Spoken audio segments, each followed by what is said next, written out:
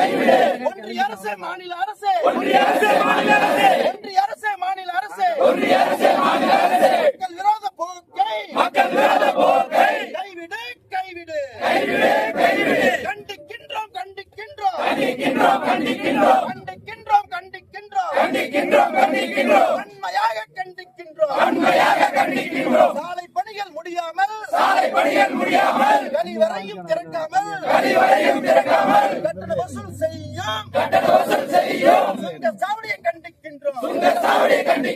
கருகது அள்ளி சுங்க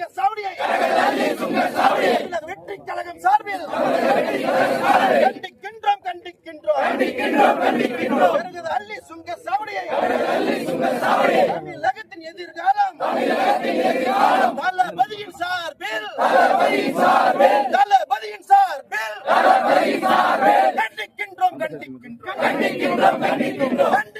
கண்டிக்கின்றோம் எங்கள் பொதுச் செயலாளர் புசியான தலைமையில் கண்டிக்கின்றோம்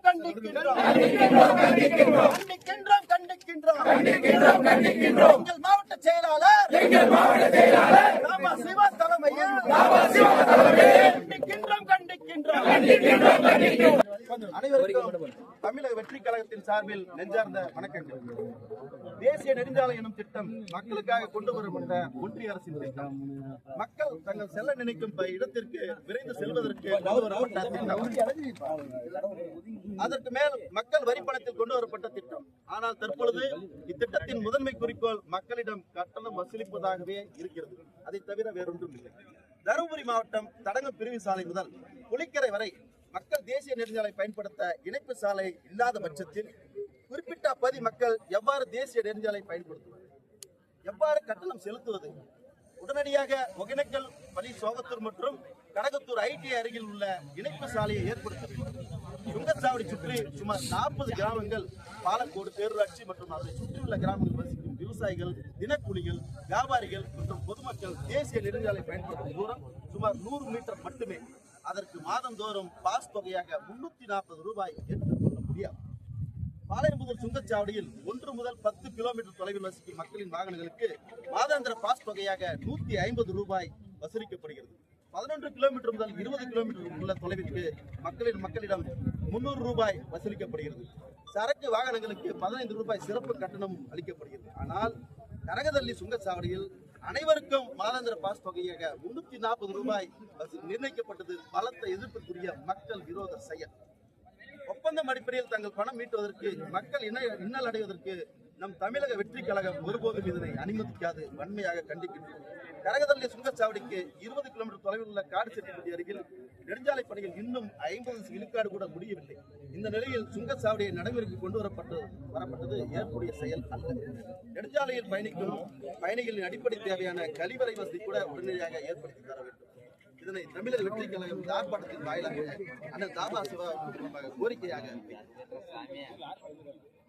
மறைமுக கூட்டு சேர்ந்து கொண்டு தொடர்ந்து மக்கள் விரோத செயல்கள் செய்து கொண்டிருக்கும் ஒன்றிய மற்றும் மாநில அரசுகளுக்கு எங்கள் தமிழக வெற்றி கழகத்தின் வன்மையான கண்டனங்கள் மற்றும் மக்களுக்கான அரசியலை கையில் எடுத்து நம் தமிழக வெற்றி கழக தலைவர் தளபதி விஜய் அவர்களின் தலையில் 2026 சட்டமன்ற தேர்தலில் மக்கள் சக்தியுடன் பெரும்பான்மை ஆட்சி அமைத்து மக்களுக்கான ஆட்சியை சிறப்பாக செய்வோம் என்று உறுதியேற்கிறோம். வெற்றி